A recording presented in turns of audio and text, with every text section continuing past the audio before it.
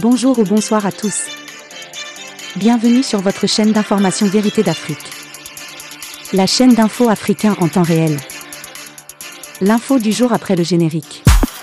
Bon visionnage. One dragon, one farm.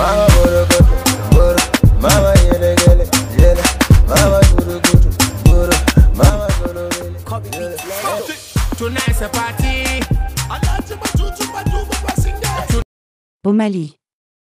Une cour ouest-africaine ordonne la suspension de sanctions contre la junte. La Cour de justice de l'Union économique et monétaire ouest-africaine, UEMOA, a ordonné jeudi la suspension de sanctions prises en janvier contre le Mali, après le manquement de la junte à son engagement de rendre prochainement le pouvoir à des civils.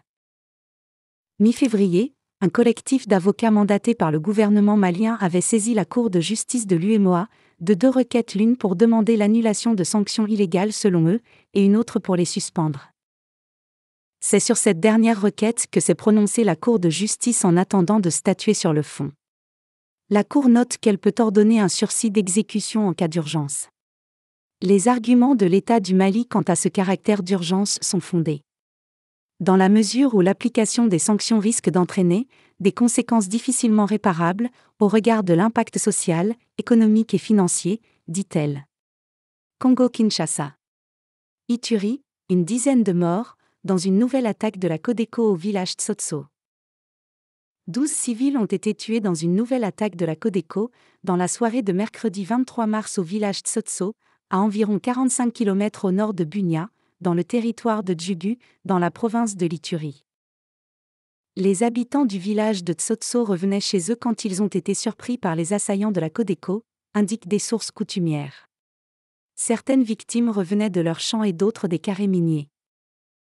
Parmi les victimes, l'on décompte 10 creuseurs artisanaux d'or, une femme et un soldat des FARDC, selon les mêmes sources.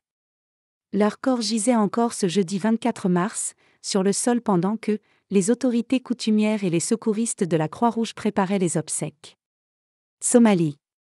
Des dizaines de morts dans une double attaque revendiquée par les Chebabs. Une double attaque survenue mercredi soir dans le centre de la Somalie et revendiquée par les Chebabs a causé la mort d'au moins 48 personnes.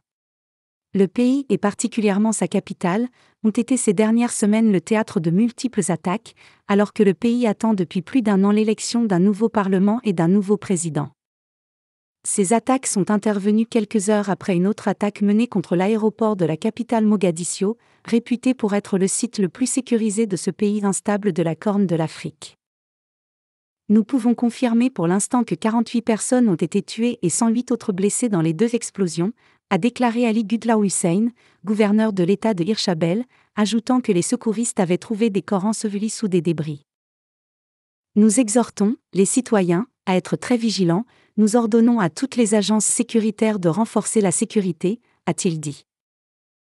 Les terroristes ont mené la première attaque avec un kamikaze et ont tenu prête une voiture chargée d'explosifs devant l'hôpital afin de faire plus de victimes, a déclaré par téléphone Isaac Ali Abdul, le responsable de la police locale.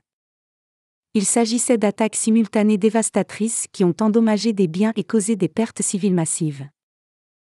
La première attaque a tué 2 députés sortants, dont Amina Mohamed Abdi, qui faisait campagne pour sa réélection, ainsi que plusieurs de ses gardes.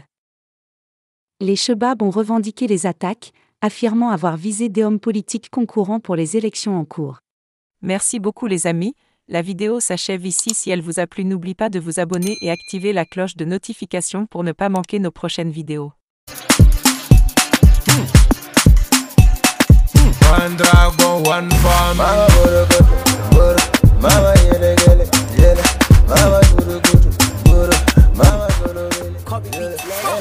Tonight's a party.